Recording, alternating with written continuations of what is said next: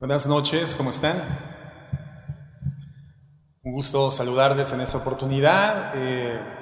Reciban un cálido saludo y abrazo de parte de los hermanos de Casa de Oración Uruapan. Y bueno, pues para mi esposa y para mí es un gusto, un privilegio el poder estar aquí con ustedes esta noche. Una muy bonita reunión, la verdad, muy bien planificada. Muy agradable, muy bella y con una clara percepción de la presencia de Dios. Estamos contentos porque en cada ocasión que el Señor reúne a los matrimonios tiene el propósito de fortalecer la iglesia, creo yo, de una forma muy particular, aún en relación a las diversas mecánicas discipulares que en una congregación se puedan desarrollar. Porque no hay duda de que una iglesia sólida se constituye por matrimonios sólidos. El matrimonio es la base fundamental de la sociedad, edifica la familia. Cuando tenemos un matrimonio, no importa que no tengan hijos, en sí mismos, delante de Dios ya son una familia. Entonces, Dios establece el matrimonio como el fundamento de la sociedad, como el fundamento de la iglesia. Y cuando cita a sus matrimonios, tiene el propósito de fortalecerla. Y bueno, pues gracias a Dios por esta oportunidad. Gracias al pastor Chava Pardo que me extendió esta invitación, aprovechando que mi esposa había sido invitada por la pastora Vicky, ¿verdad? Bueno, pues aprovechando el viaje, gracias a Dios me invita a compartir y para mí es un privilegio grande. Gracias al pastor Chu y gracias a la pastora Vicky por la confianza. Y bueno, pues el tema en esta noche, hermanos, tiene por título... Déjame ver, es que no le había puesto título y ahorita que venía subiendo dije, así le voy a llamar. Comunicación romántica, un regalo de Navidad. Comunicación romántica en el matrimonio, un regalo de Navidad. Bien, vamos al libro del Génesis, capítulo 1, verso 27. Y dice la palabra de Dios así. Y creó Dios al hombre a su imagen, a imagen de Dios lo creó. Varón y hembra los creó. Y los bendijo Dios. Y les dijo, fructificad y multiplicaos, llenad la tierra y sojuzgadla, y señoread en los peces del mar, en las aves de los cielos, y en todas las bestias que se mueven sobre la tierra. Cuando identificamos cuál es la comisión que en este contexto bíblico el Señor asigna al matrimonio, ese matrimonio que Él crea, hombre y mujer, a su imagen y a su semejanza, y dice la Biblia que es bendecido por Dios. En ese momento el Señor entonces otorga el ordenamiento, la asignatura, la tarea que tendría que desempeñar y desarrollar en el contexto matrimonial el hombre y la mujer en forma conjunta. La tarea del ser humano en el vínculo matrimonial tendría que ser representar a Dios en la tierra, representar a Dios en la tierra. Quiere decir entonces que siendo que Dios gobierna en el universo, en la tierra entonces, de forma limitada y de forma relativa, ahora Dios asigna al hombre y a la mujer en la esfera del matrimonio una extensión de su gobierno. Por eso dice que ahora tendrían que sojuzgar y tendrían que señorear la creación que Dios había establecido en el globo terráqueo. Entonces, con la misma armonía y amor con la que esto es ejercido por Dios en el universo, en forma limitada, en forma relativa, el hombre y la mujer en el matrimonio tendrían que hacerlo en la tierra. Digamos entonces que el matrimonio en su forma original significa la diplomacia de Dios, una especie de oficina representativa de los intereses divinos en la tierra. Podemos entonces en este contexto entender que si en el mundo existe una idea tan distorsionada de quién es Dios, es porque el matrimonio no ha ejercido de forma cabal esta tarea, esta asignatura. El matrimonio ha fallado sensiblemente en desarrollarla a plenitud. A partir de la obra redentora de Cristo en el Calvario, donde paga el precio por nuestra salvación, el matrimonio cristiano ahora recibe la extraordinaria tarea de representar proféticamente la relación que por la eternidad Jesucristo va a sostener con la iglesia que redimió a través de su sacrificio. Es decir, el matrimonio cristiano ahora es el llamado a reflejar en la tierra de forma vivencial, de forma experiencial, el evangelio de la gracia. El matrimonio cristiano tendría que ser a través de su integridad, de su armonía, de su amor, la Biblia que la gente pueda leer. Somos llamados a representar, a reflejar de forma vivencial, experiencial, el Evangelio de la Gracia que ha transformado nuestra vida interna y que por tanto nos da la oportunidad de testificar a través de la forma de nuestro comportamiento, la forma de nuestra conducta. Nuestra fe tiene una manera eficaz de evidenciarse. La evidencia de la fe es la obediencia. Por cuanto nosotros lo creemos, entonces lo obedecemos, lo ponemos en práctica. Pero cuando decimos que creemos en algo, pero hacemos de forma diferente a lo que decimos que creemos, entonces lo que creemos no es lo que decimos creer, lo que creemos es lo que hacemos.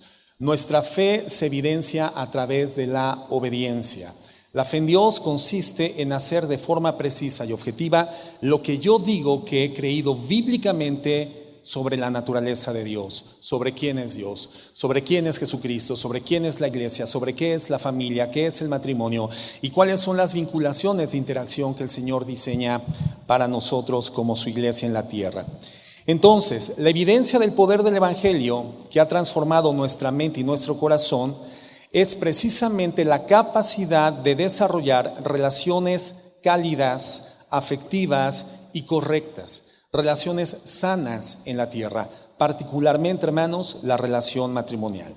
Fíjense lo que dice Efesios 5:22, un texto que la mayor parte de nosotros conocemos porque en casa de oración, gracias a Dios, existe un énfasis muy fuerte para edificar bíblicamente la vida matrimonial. Y entonces, Efesios 5:22 dice: las casadas estén sujetas a sus propios maridos como al Señor. Porque el marido es cabeza de la mujer, así como Cristo es cabeza de la iglesia, la cual es su cuerpo y Él es su Salvador. Así que, como la iglesia está sujeta a Cristo, aquí hay una comparativa directa de la mujer con la iglesia, así también las casadas lo estén a sus maridos en todo. Y a continuación dice: maridos, amad a vuestras mujeres, así como Cristo amó a la iglesia y se entregó a sí mismo por ella.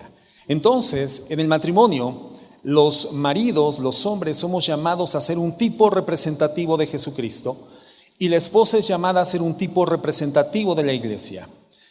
Somos llamados a constituir una vinculación que muestra al mundo la relación que Jesucristo sostendrá por la eternidad con la iglesia que ha redimido con su sacrificio.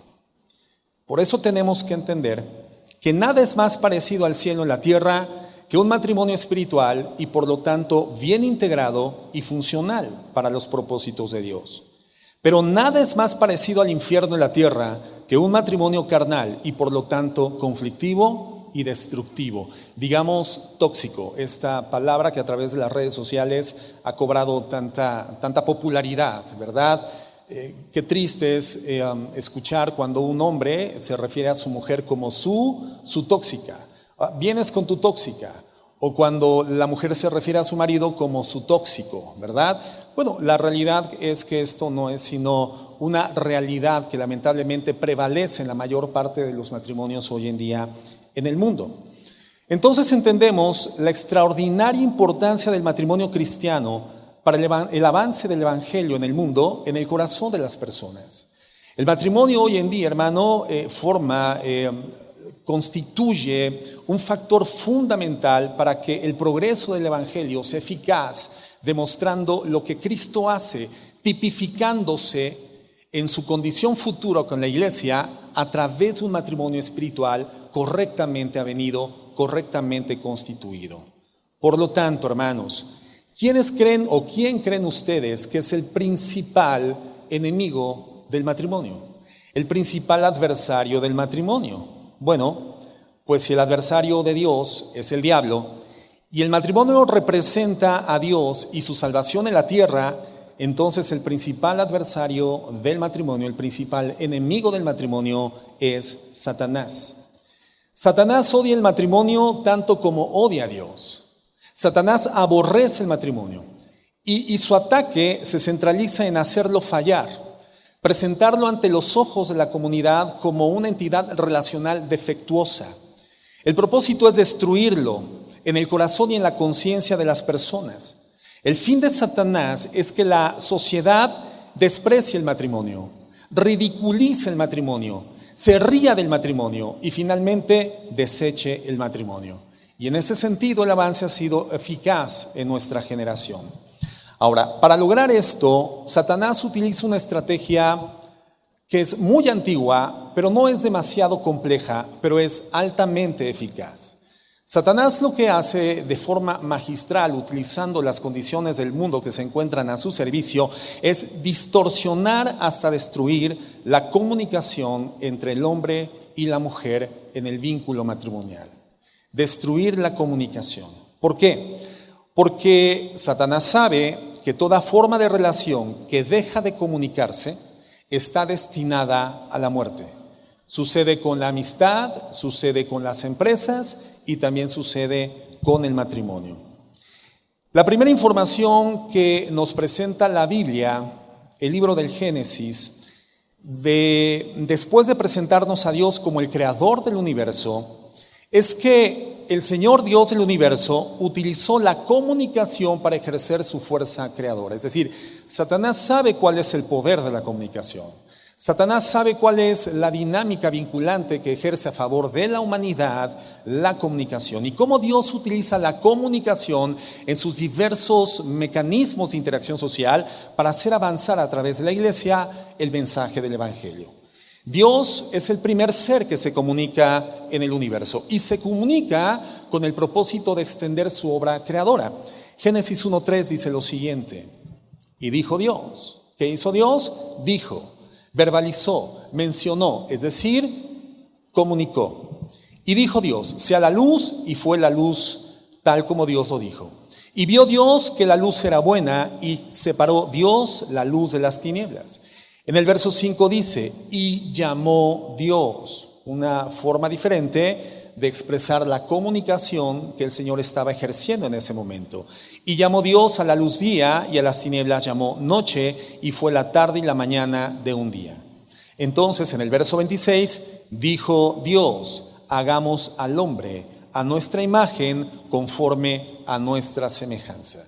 Y evidentemente, hermanos, parte de esa imagen y semejanza espiritual de Dios asignada al ser humano incluye la capacidad vinculante a través de la comunicación.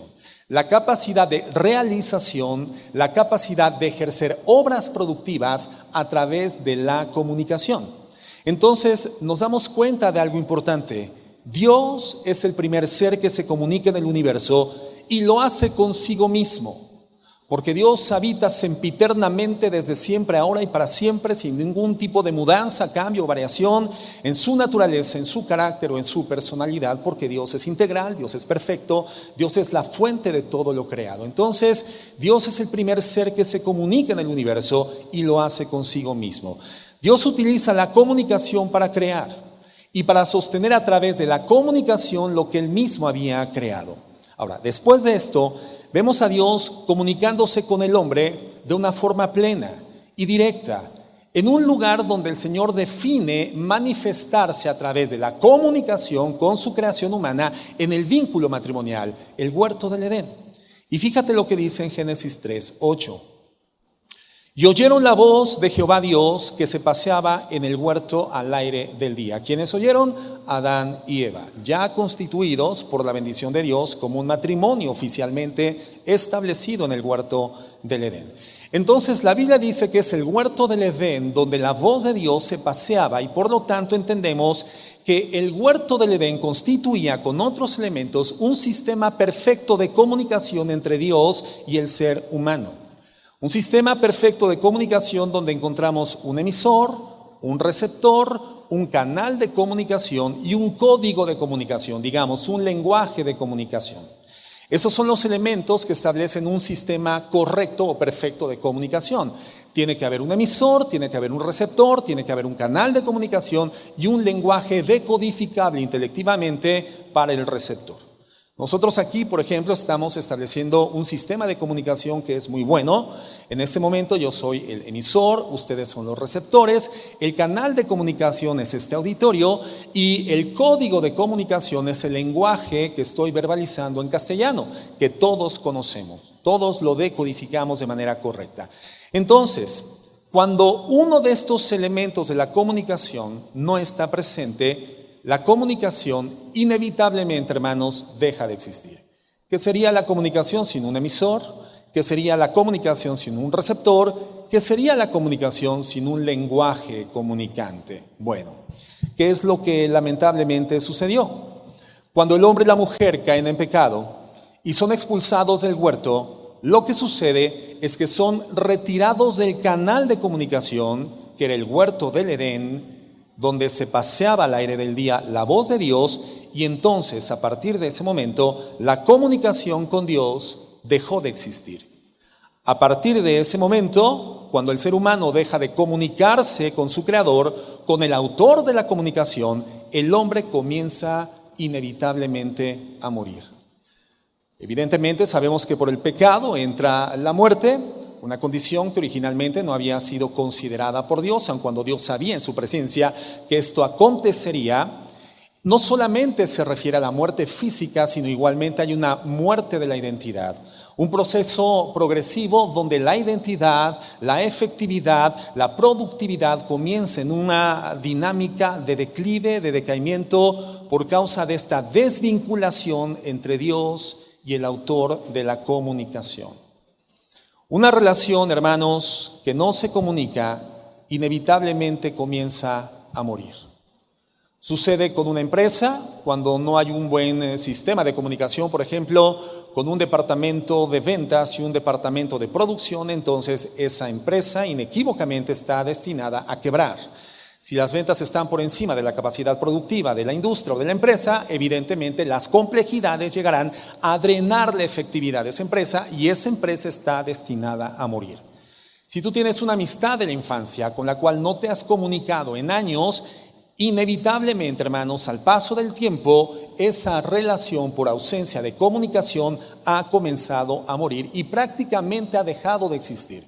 Creo que todos nosotros recordamos esos amigos de la infancia, de la primaria, con los que en algún momento juramos amistad eterna. Algunos hacíamos algunas formas de pactos o tratos que nos llevaban a una obligatoriedad de ser amigos para el resto de nuestros días. Algunos, a la manera de Tom Sawyer, se cortaban la mano, ¿verdad? Juntaban sus manos ensangrentadas y ya era un pacto para el resto de la vida. Otros, menos valientes, escupíamos la mano, ¿verdad? Y la chocábamos con el amigo de la primaria, pero eso significaba un pacto de amistad por el resto de nuestra vida. Y sucede que al paso de la vida, el cambio de circunstancias, los cambios territoriales o regionales, lamentablemente esas amistades, cuando dejaron de comunicarse, inequívocamente comenzaron a morir. Bueno, el matrimonio, lamentablemente, lleva la misma dinámica y se dirige al mismo destino cuando hay un problema de comunicación, un defecto en la comunicación o simplemente la comunicación ha dejado de existir. Hoy en día los matrimonios, lamentablemente, hermanos, son una vitrina donde se exhibe esto de forma muy clara. Incompatibilidad, insatisfacción, tensión, falta de acuerdo por causa de falta de comunicación.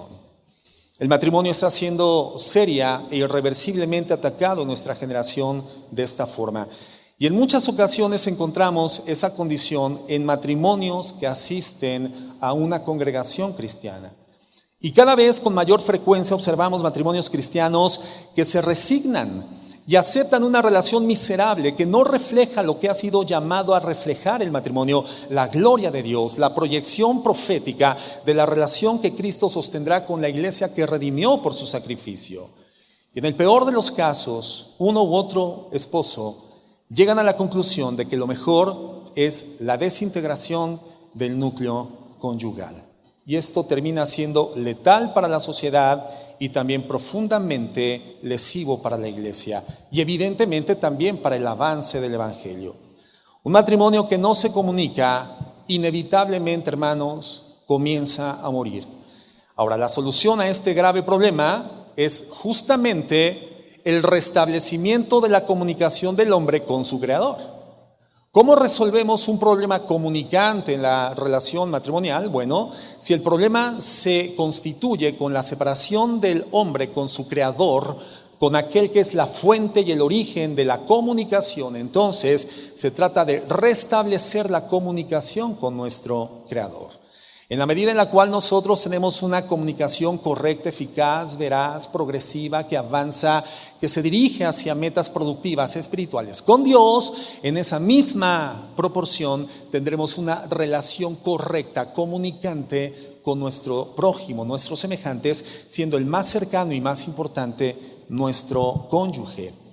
Esto es entonces, hermanos, entendemos solamente por medio de Jesucristo. Y esto no es otra cosa sino el Evangelio de la gracia. En Juan 14:6 dice, Jesús le dijo, yo soy el camino y la verdad y la vida, y nadie viene al Padre sino por mí. Le dice a Felipe, si me conocierais, también a mi Padre conoceríais, y desde ahora le conocéis y la habéis visto. Es decir, el vínculo con el Padre después de esta ruptura por el pecado no es otra personalidad, no es otra entidad espiritual, sino nuestro Señor Jesucristo, la segunda persona de la Trinidad.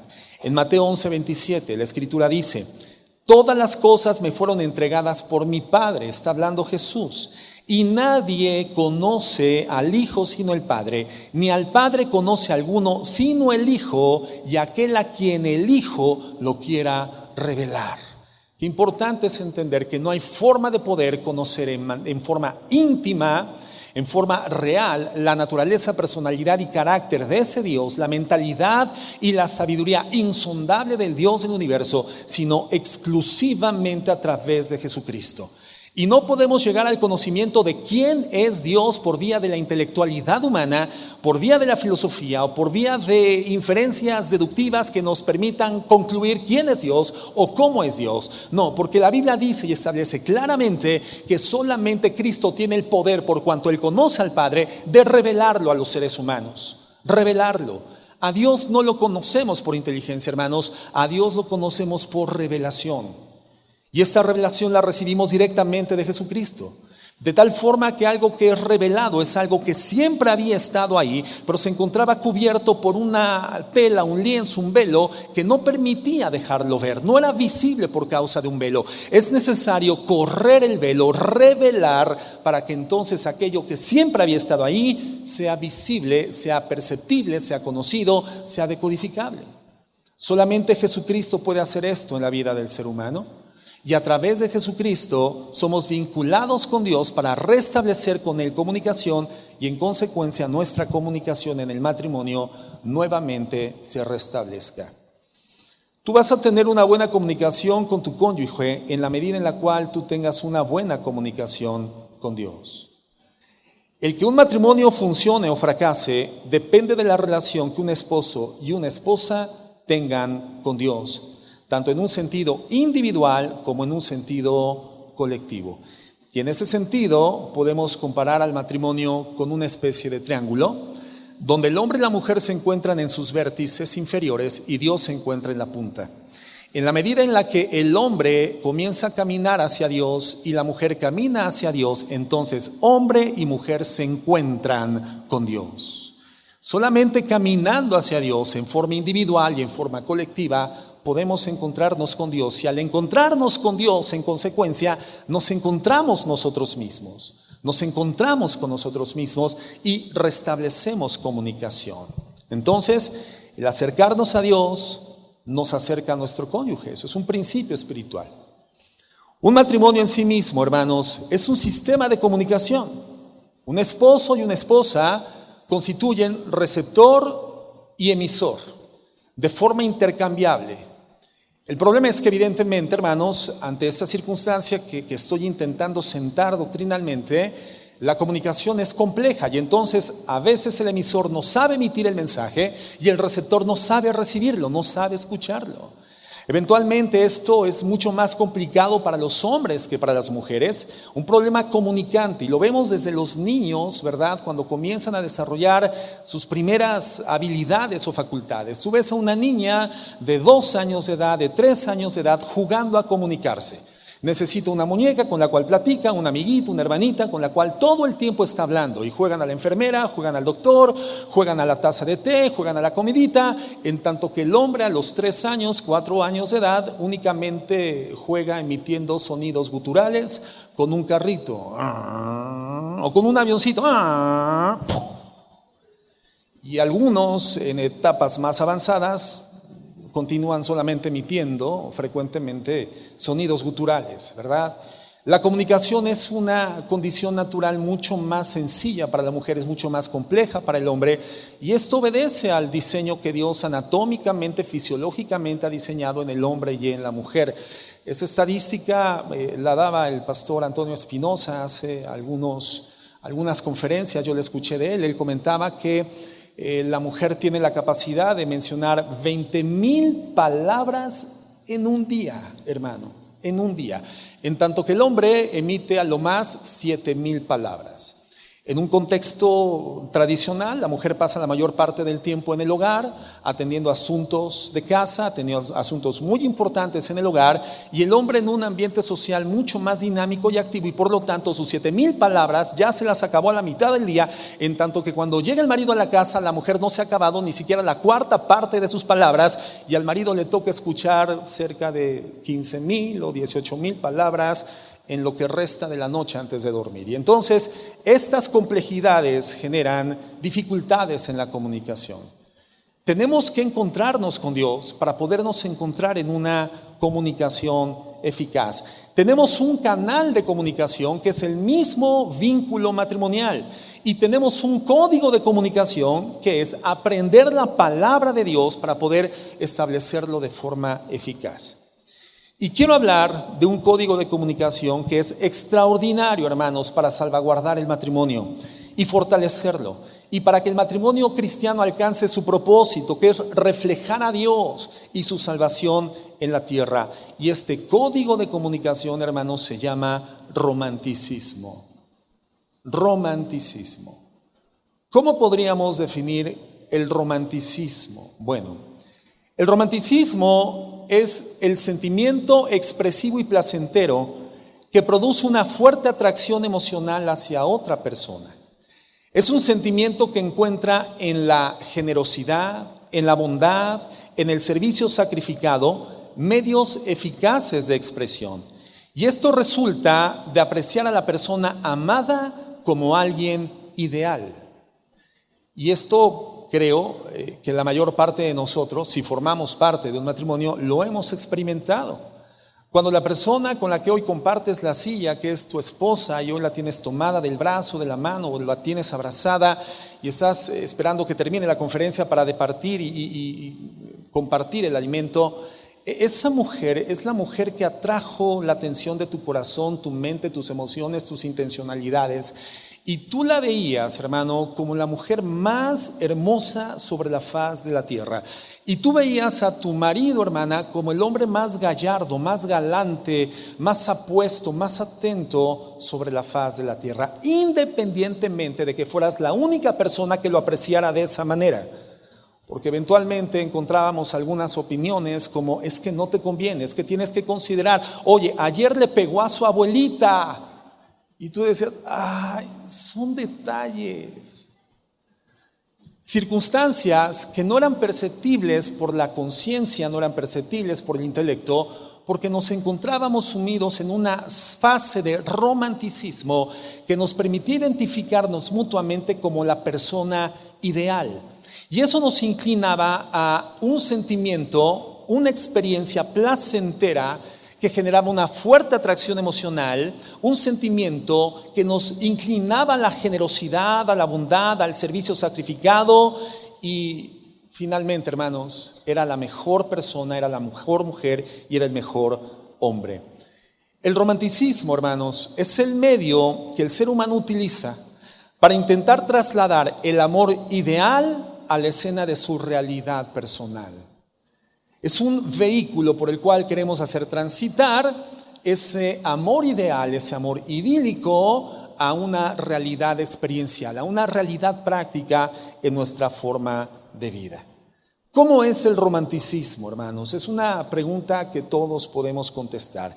Mira, el romanticismo trata bien. El romanticismo habla con dulzura. El romanticismo toca con ternura. El romanticismo no hiere el alma. El romanticismo es un colchón cómodo para poder dormir y conciliar el sueño. El romanticismo es aquello que hace del hogar el lugar más cálido para habitar, Y es el vehículo que nos lleva de forma directa al romance, en el matrimonio, a la intimidad sexual, el romanticismo.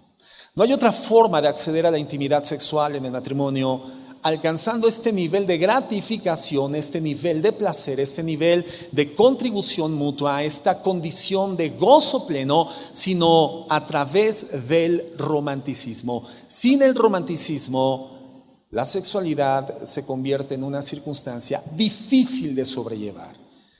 En la Biblia existe un mandato que el Señor otorga directamente a los matrimonios y establece la sexualidad, la intimidad sexual como un deber que debemos de cubrirnos y pagarnos mutuamente todo el tiempo.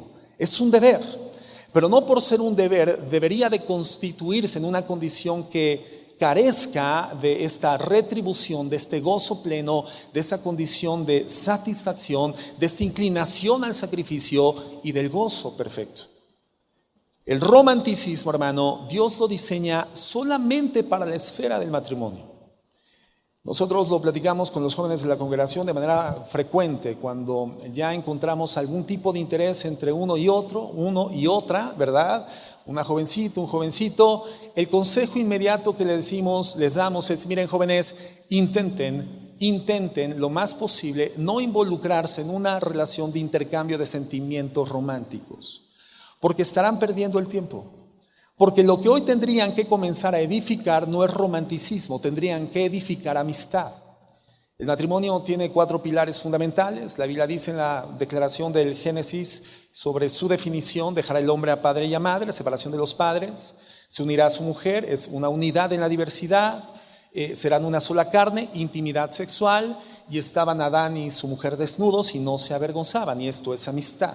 Una escena de transparencias, de plena confianza, donde el hombre no encuentra en su mujer nada que le avergüence, ni la mujer en el marido algo que le avergüence, y esto es la definición de amistad, de confianza. Entonces, del matrimonio, lo único que se puede experimentar o edificar previo al matrimonio es la amistad.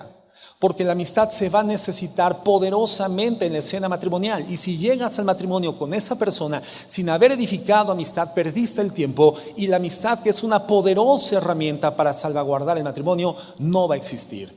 Y entonces querremos edificar la casa en medio de la tormenta y será muy complicado. Entonces, hermanos, cuán importante es entender estos preceptos bíblicos. El romanticismo Dios lo diseña para la escena matrimonial. Nosotros lo sabemos. Y sabíamos cuando nos íbamos a casar, efectivamente, que los matrimonios se enfrentan muchas dificultades, porque eso es obvio. Convivimos de manera constante con las complicaciones matrimoniales en nuestras esferas sociales, pero estábamos de alguna forma convencidos en ese enamoramiento idílico que experimentábamos, que nuestro futuro matrimonio sería algo así como este barco que dijeron que nadie lo podía hundir, el Titanic, pero al final se hundió. Y entonces en el matrimonio comenzamos a navegar en ese barco que es muy grande, muy importante, enfrentando tormentas, estrellándonos contra icebergs, y el romanticismo va sufriendo exactamente el mismo destino. Nuestro barco pasa por dificultades y el romanticismo también. Pero podemos volver a comunicarnos románticamente. El romanticismo, hermanos, tenemos que entender, no es el cimiento del matrimonio, pero sí es el fuego de la chimenea de una casa. El matrimonio no es la harina del pastel, el romanticismo no es la harina del pastel, pero sí es la cereza del pastel, sí es el dulce del pastel. Alguna ocasión te prometieron en una reunión, en una festividad familiar, un rico pastel de 3 leches, y tú lo imaginaste como ese pedazo de pan lleno de sabor, lleno de humedad, y te imaginabas incrustando el tenedor y partiéndolo y viendo cómo la leche dulce se derramaba en todos los costados, y veías cómo lo llevabas con el tenedor al interior de tu boca y explotaba de sabor y lo disfrutabas. Pero cuando te llevan el pastel, sucede que es de 3 leches, pero no le encuentras la leche porque está completamente seco. Y tienes que pedir cuando menos un vaso de agua para poderlo pasar, para poderlo deglutir. Y entonces es un pastel, pero es un pastel sin sabor, es un pastel sin sentido, sin chiste. Eso es el romanticismo que deriva en el romance en el matrimonio. Es el dulce del pastel, es la leche deliciosa y muy dulce que se derrama de un pastel delicioso y que entonces se puede disfrutar.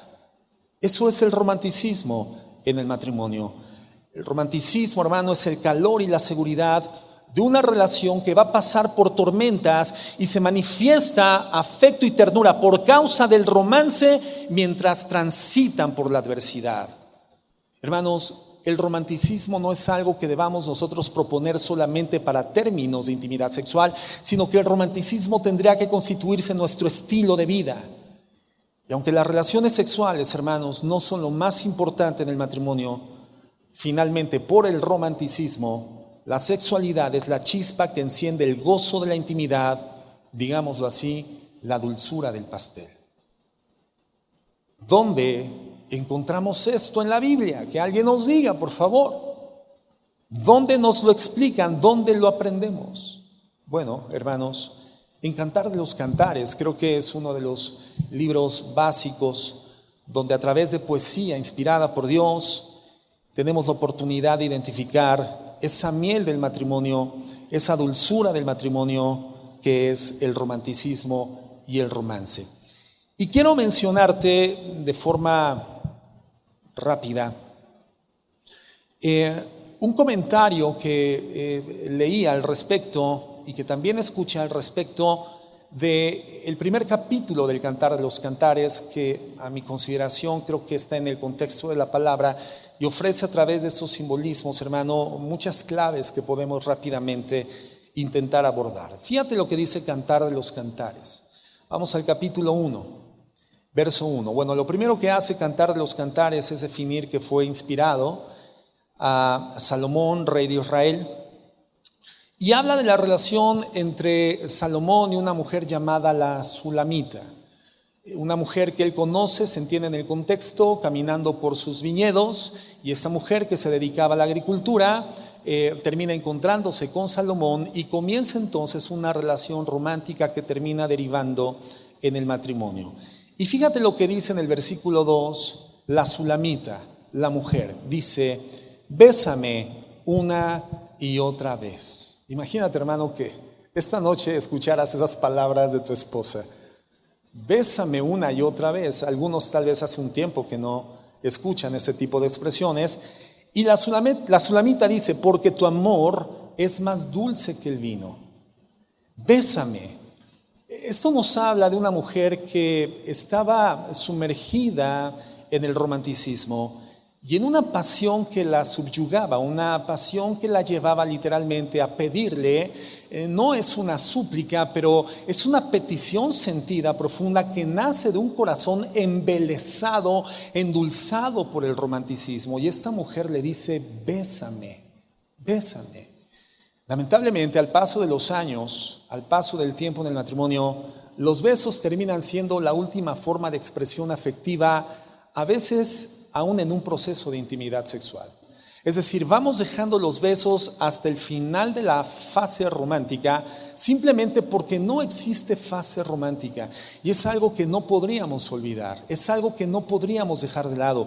Los científicos dicen, hermanos, que los labios contienen una de las mayores cantidades de terminales nerviosas y por lo tanto son altamente sensibles. Hay expertos en la materia que dicen que cuando comenzamos el preámbulo del romance a través de besos suaves y vamos de manera constante y de forma persistente avanzando en la intensidad de los besos, inequívocamente terminaremos experimentando un tiempo de intimidad en el matrimonio muy apasionado. Y creo que esto es algo que de existir o de perdurar en el matrimonio sería extraordinariamente benéfico. Una comunicación a través del romanticismo, una comunicación a través del romance que le permite mantenerse con vida, un romance que es diseñado por Dios solamente para la esfera matrimonial y que garantiza que cuando el hombre y la mujer lo experimentan en forma plena, el Señor se glorifica y el Señor bendice el hecho conyugal. Romance. Esta mujer le está diciendo: bésame una y otra vez. Además, también hay indicadores científicos que nos muestran que los besos nos pueden llevar en cada oportunidad a perder 2 calorías por cada beso.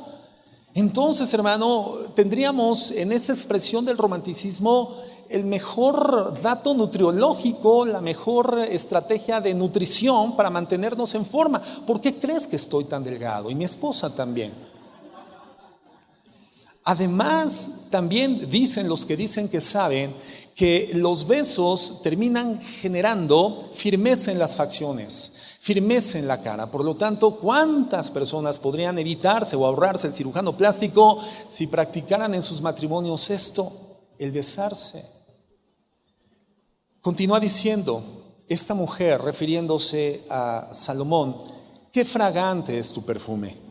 Tu nombre es como la fragancia que se esparce. Fíjate, si te das cuenta, no está hablando del perfume o de la marca de la fragancia que utilizaba Salomón, sino que la dulce fragancia, la fina fragancia que está citando, la atribuye al nombre de Salomón. Dice, tu nombre es como la fragancia que se esparce. El nombre de una persona en la antigüedad y en el presente todavía representa el carácter de la persona. Es como cuando hablamos de una familia y decimos, mira, la familia Martínez tiene un muy buen nombre. Y uno diría, pues Martínez no se oye ni tan bonito, pero no se refiere a la estética o a la lingüística del nombre o del apellido, se refiere a las características morales y espirituales de la familia Martínez. Por lo tanto, porque son personas altruistas, contributivas con la sociedad, son personas que son benéficas para su núcleo social, son personas con familias integradas y ordenadas, tienen un buen nombre. De tal forma que aquí la Sulamita está utilizando la fragancia para hablar del carácter de este hombre. Y está diciendo que el carácter de este hombre es dulce, es fino como una fragancia, que se despide y que queda en el ambiente, en la atmósfera por donde él pasa. Es decir, un carácter amable. ¿Cómo desearían ser constantemente tratadas nuestras esposas, hermanos, en la escena conyugal, con amabilidad, con ternura? Una comunicación romántica es una comunicación tierna, amable, con palabras correctas, palabras de afirmación, palabras que destacan las virtudes de ella y no los defectos.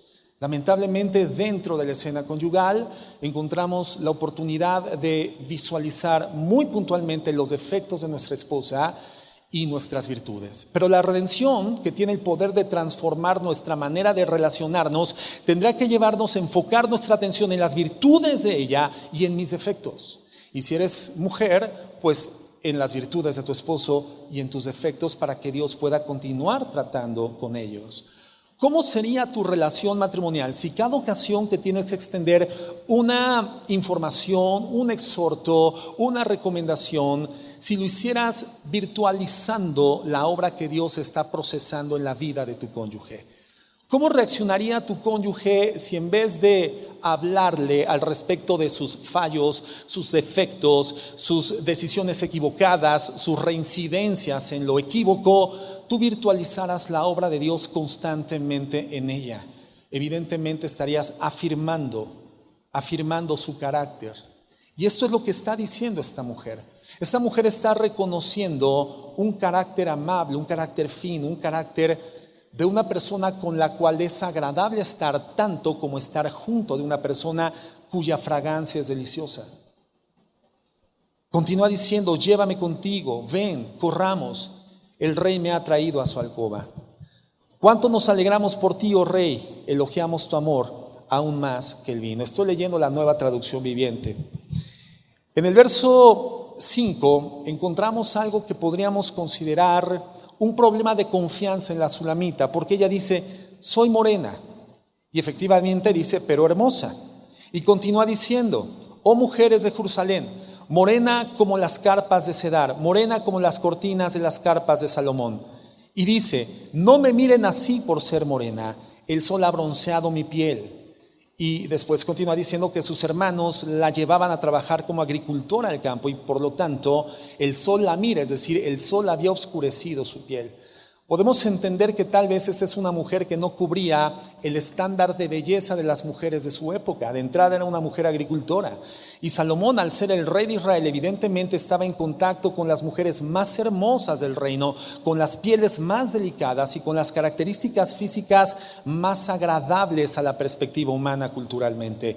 Pero esta mujer se distingue entonces como una mujer de un color de tez que, comparado con la tez o la delicadeza de las pieles de esas mujeres cercanas al rey, le llevaban a tener una especie de sentido de minusvalía, un sentido de insuficiencia.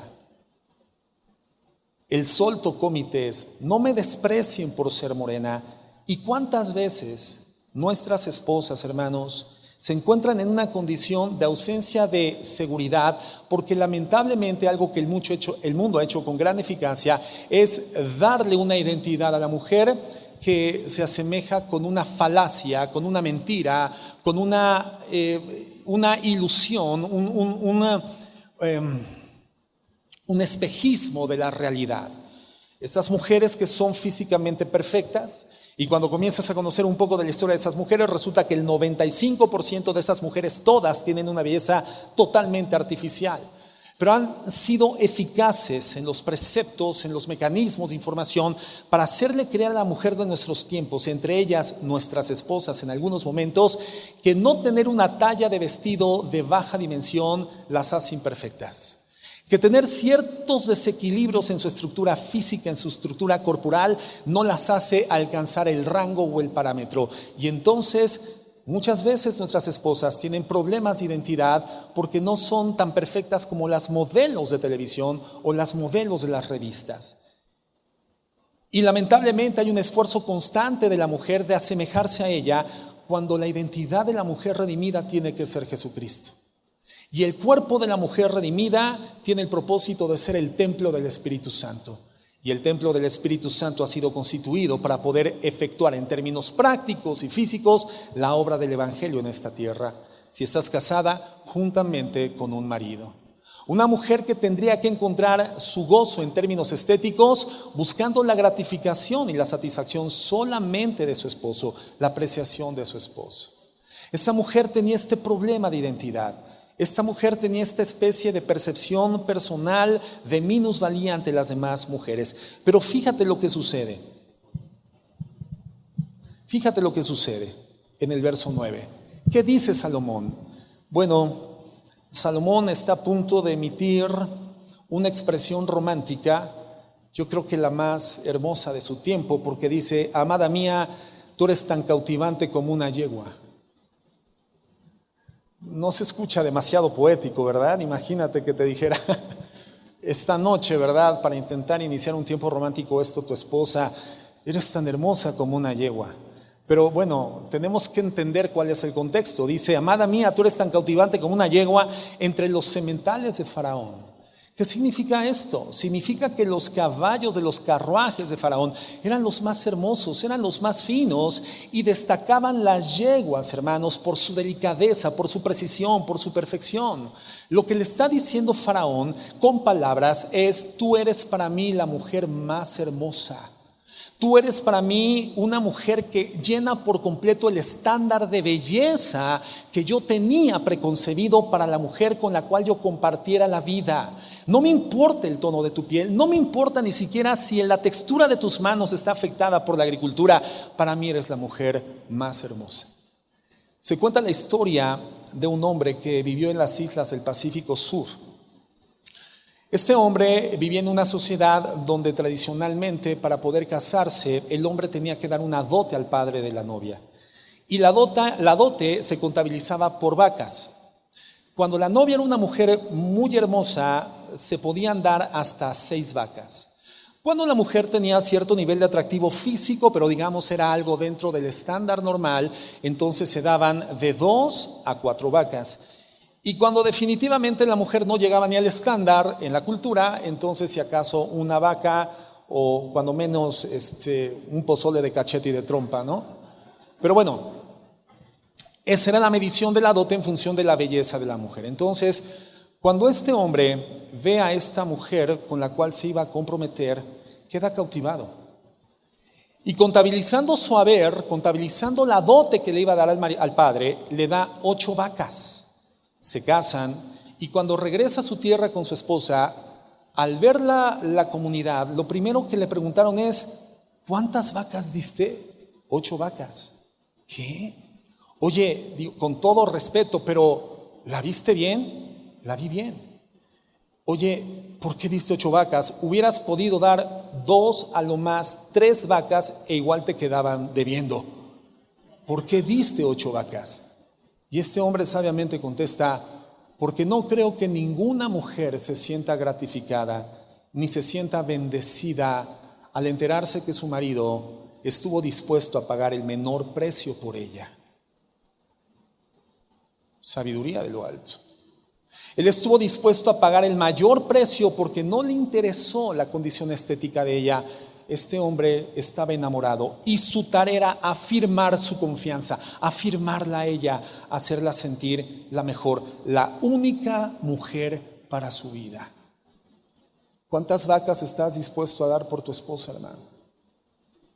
¿Cuántas vacas te gustaría que tu esposo diera por ti, hermana? ¿Cuántas? 15, claro, porque esto te haría sentir como una mujer amada, como la única, como irrepetible, como insubstituible. Estamos viendo, hermanos, en unos cuantos versos del Cantar de los Cantares, expresiones de romanticismo que terminan derivando en la relación de intimidad en el matrimonio.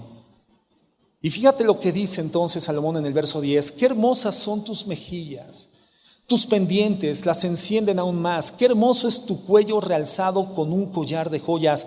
Te haremos unos pendientes de oro con cuentas de plata. En el verso 13, la Sulamita dice lo siguiente: mi amante, refiriéndose a él, es como una bolsita de mirra que reposa entre mis pechos.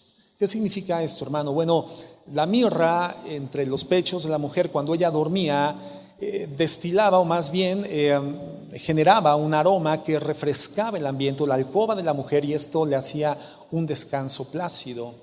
Lo que está diciendo esta mujer es que ella deseaba tener cercana a ella, descansando entre sus pechos, a este hombre que la había afirmado, este hombre que la había valorado, este hombre que la había llevado por el romanticismo a un nivel de autopercepción correcta, la percepción de una mujer digna, de una mujer íntegra, una mujer que comienza a experimentar otra fase del romanticismo por causa de un trato correcto de parte de su esposo. Continúa diciendo en el 14: es como un ramito de aromáticas flores de aleña de los viñedos de En-Gadi.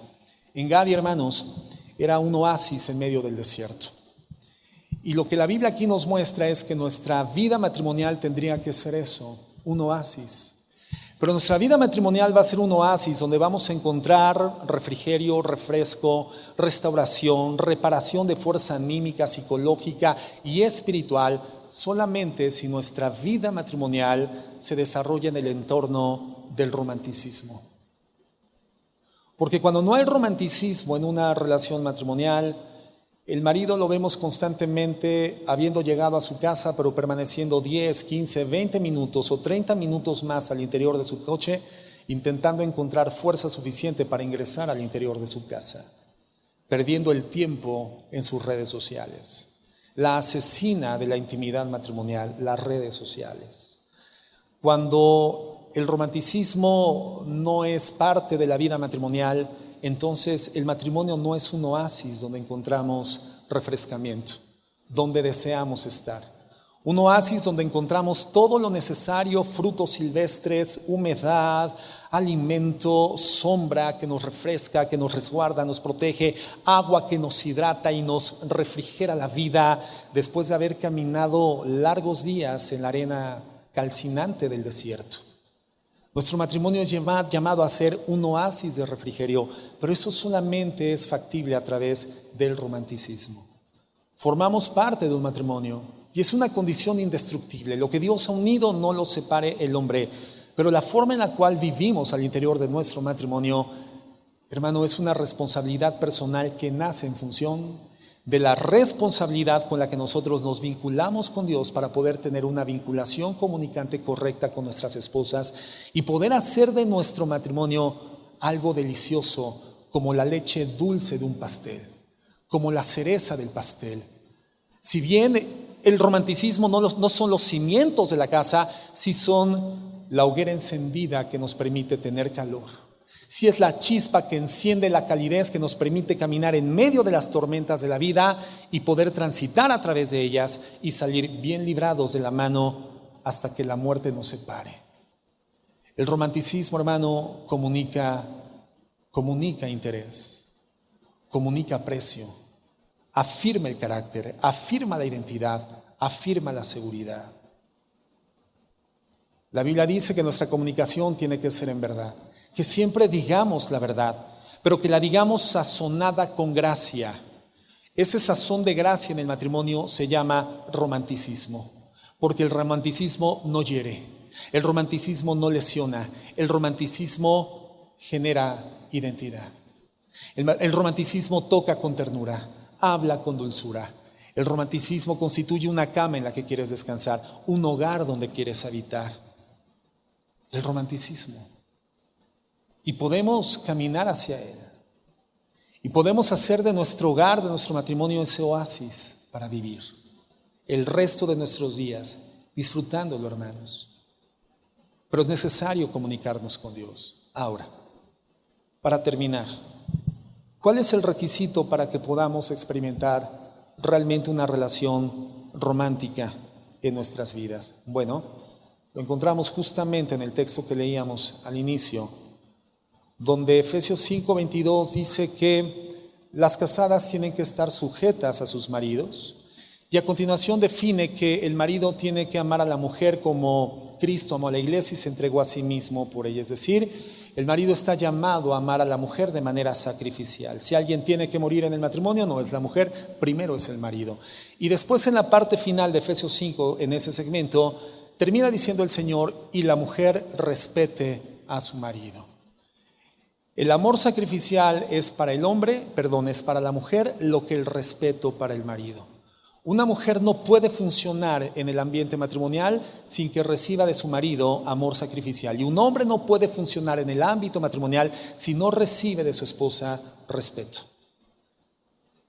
El amor sacrificial del hombre por la esposa incentiva el romanticismo en la mujer.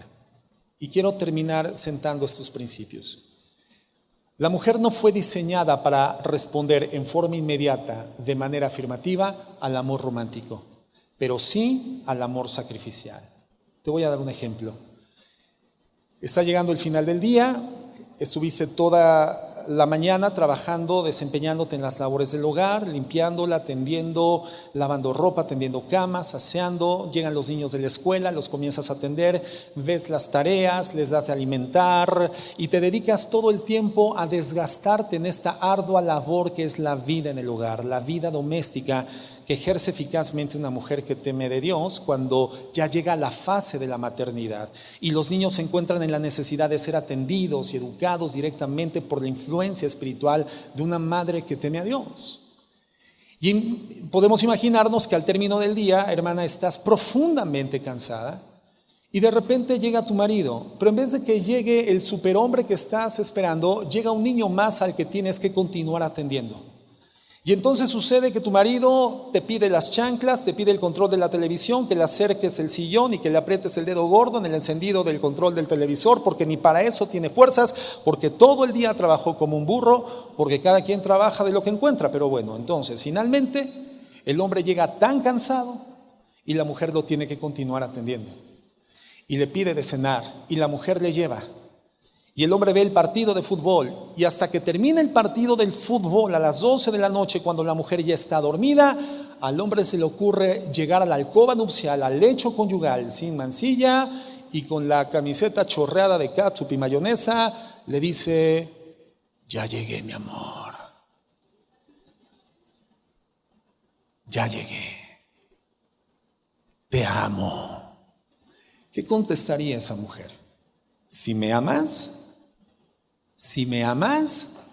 demuéstramelo. ¿Tú crees que esa mujer va a responder afirmativamente al amor romántico que está postulando en esa escena el esposo? No, la mujer en esas condiciones no se siente amada, se siente usada, se siente abusada. Pero ¿qué sucede cuando el marido llega a la casa y la mujer sabe que llegó Superman y le dice: mi amor, ya llegué, no te preocupes, vete a descansar, báñate, métete a la habitación, lee la Biblia, ve la televisión, ora, haz lo que tú gustes, descansa, ya llegué yo me encargo del resto del día, yo checo las mochilas, yo verifico las tareas de los niños, yo les doy de cenar, yo los llevo a la habitación, yo me encargo de su tiempo devocional, yo me encargo de todo, te voy a dejar la cocina limpia, la basura afuera, todo listo, mi amor? ¿Cómo se siente esa mujer? Esa mujer se siente amada. Y cuando llega el marido a la habitación, la mujer está expectante, porque llegó a la habitación Superman. Y ella se llama Luisa Lane. Y entonces, hermano, esa mujer está afirmativamente respondiendo al amor romántico, porque anticipadamente recibió de su marido amor sacrificial. Cuando no hay amor sacrificial, la mujer lamentablemente está drenada del amor romántico. Y cuando la mujer no experimenta romanticismo por su marido, tampoco experimenta romance. Y las relaciones sexuales, lamentablemente, no son un oasis, son un desierto. En el caso del hombre, el respeto. Los hombres fuimos diseñados por Dios para responder afirmativamente a la admiración de nuestras esposas, aunque no seamos perfectos, aunque no seamos infalibles. Si algo bendice a una esposa es tener a un hombre que se siente seguro de sí mismo y capaz de enfrentar la vida y ser resolutivo con los diversos problemas y los avatares inevitables de la vida matrimonial y de las altísimas responsabilidades productivas. Cuando el marido se sabe apreciado por la mujer, cuando el marido se sabe afirmado por la mujer, entonces la mujer tiene a Superman en su casa. Para terminar, una anécdota sobre un consejero matrimonial que refiere esto en un libro y comenta que llegó la esposa muy frustrada a pedir consejo y le dice: mire, pastor, lo que sucede es que yo tengo un año pidiéndole a mi marido que pinte la habitación, la covacha que tenemos en el patio de la casa. Un año, pastor. Y cuando él llega, no es que no tenga tiempo, porque hace muchas cosas, pero no ha arreglado la habitación. Estoy desesperada, no sé qué hacer para que me pinte la habitación, para que me arregle ese lugar que yo necesito para otras cosas. Y entonces el pastor le dice: a ver, hermana, coméntame, tu marido, aparte de no pintar esa habitación, hará algunas cosas que son buenas para la casa, que son buenas para ti, que te edifican y te bendicen. Por ejemplo, él paga las cuentas a tiempo, ¿sí? Paga la luz, paga el agua, paga la renta. Ok, él eventualmente lava los trastes, sí, sí me ayuda con los trastes. Él eventualmente saca la basura, sí, él también hace eso, pero no te pinta el cuarto. Efectivamente, pastor, pero no me pinta el cuarto. Y entonces le dice: mira, hermana, el consejo es el siguiente: durante el próximo mes, tú no le vas a volver a repetir que necesitas que te pinte la habitación, porque él ya sabe que quieres que te pinte la habitación. Pero vas a comenzar a reconocer las cosas que sí hace por ti. Vas a ser afirmativa con las cosas que sí hace por la casa. Y lo vas a agradecer. Y comenzó diligentemente la hermana a seguir el consejo. Y cuando llegaba el marido y lavaba los trastes: mi amor, gracias por lavar los trastes, porque debo de reconocer que hay maridos que no hacen esto. Mi amor, gracias por sacar la basura, porque para mí es una ayuda muy estimulante. Mi amor, gracias por ayudarme. ¿Qué crees que sucedió a la segunda semana de poner en práctica el consejo? Hermanos, le pintó la covacha del patio. El marido necesitaba saber que lo que él hacía para su esposa era importante. Él necesitaba ser afirmado como un elemento factorial, un elemento resolutivo a favor de la bendición de su casa, de su hogar, de su matrimonio, de su familia. Saber que para la mujer era un hombre importante. Saberse admirado por la mujer y saberse respetado por la esposa. Hermanos, el diseño de Dios en hombres y mujeres nos llevan a ser mutuamente contributivos. El hombre sacrificialmente amando a su mujer, si quiere una mujer romántica, y la mujer respetando a su marido si quiere a un hombre romántico. ¿Cómo podemos hacer esto, hermanos? Revinculándonos con Dios, a través de Jesús, restableciendo una vinculación comunicante con el autor de la comunicación, que es nuestro Dios, a través de Jesús, siendo serios en nuestra vida devocional, buscando a Dios y amándole por sobre todas las cosas. Y entonces esa relación correcta con Dios por causa de nuestra redención en Cristo Jesús tendrá su efecto primario e inmediato en la escena de nuestra vida matrimonial.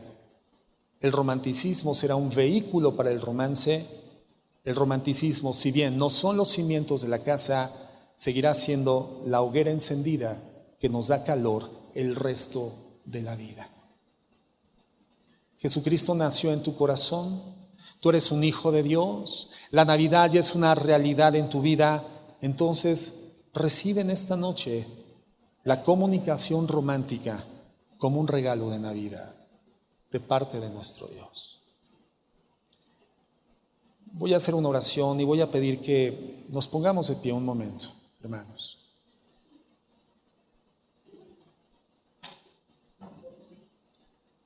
Y por supuesto que se tomen de la mano los esposos, si pueden abrazarse, abrácense. Pero voy a pedir que no solamente se unan de forma adyacente, es decir, de costado. Voy a pedir que se vean de frente. Así como algún día frente a un juez de paz, un ministro de culto, estuviste cara a cara con tu esposa, con tu esposo. Y mientras yo haga una oración, les voy a pedir solamente, hermanos, que se vean a los ojos. Si es posible, no se digan nada. Yo sé que ya están hablando entre ustedes porque se sienten nerviosos, porque vernos a los ojos cuando estamos disgustados y sostenernos la mirada es sencillo, pero cuando las cosas están en paz, es una práctica que no es habitual, no la acostumbramos y por lo tanto comenzamos a decir cosas un poco torpes, porque nos es difícil sostenernos la mirada, pero son cosas torpes bonitas. Pero mira, intenta solamente verla a los ojos, verlo a los ojos, sostener la mirada. Y no es una competencia de ver quién se ríe antes, es ver la profundidad, ver a tu marido a profundidad. Señor, yo quiero orar por esos matrimonios. Quiero pedirte que en tu gracia, en tu misericordia, en tu amor, en tu poder, hagas esa obra de restablecimiento de una comunicación eficaz. Lleves al corazón de ellos la realidad de que ante la ausencia de la comunicación el matrimonio camina a la destrucción, camina a la muerte. Una relación cualquiera que sea que se deja de comunicar inevitablemente comienza a morir. Señor, yo te pido que reivindiques la comunicación entre ellos y que eso sea el resultado de una comunión seria e íntima contigo de forma frecuente y de ser posible de forma cotidiana, porque todos los días te necesitamos, mi Dios. Padre, que el romanticismo sea una realidad entre ellos, que de la misma forma en la que se hablaban con palabras tiernas y se tocaban con respeto y ternura, de la misma forma en la que se entregaban mutuamente de manera sacrificial, de la misma forma en la que se entregaban, de la misma forma en la que en algún momento del pasado fueron el amor ideal y a través del matrimonio lo quisieron llevar al plano de la realidad en sus vidas. De la misma forma, tú restablezcas el romance en esos matrimonios. Y si una realidad en aquellos que estén realmente dispuestos a amarse y a respetarse de forma tal que te reflejen en la tierra. Amarse y respetarse de forma tal que su matrimonio sea la Biblia que las personas puedan leer. Reflejen la fe en la que han creído por medio de lo que viven y obedecen. Bendícelo, Señor, en el nombre de Jesús. Y ahora, hermano, dile a tu esposa, viéndola a los ojos, eres tan hermosa, eres tan bella, me llenas tanto, más que el día en el que te vi y me enamoré de ti. Eres tan inteligente, eres tan versátil, eres tan buena. Quiero amarte cada día de mi vida. Y ahora tú, viendo a los ojos a tu marido, dile: eres tan fuerte, eres tan capaz, a pesar de tus fallas. Eres un hombre que puedo admirar y quiero admirar. Yo te bendigo porque eres mi varón, eres mi cobertura. Te bendigo y te amo por el resto de mi vida.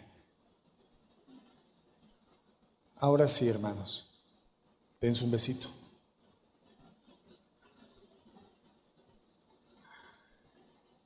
Gracias a Dios y que Dios les bendiga.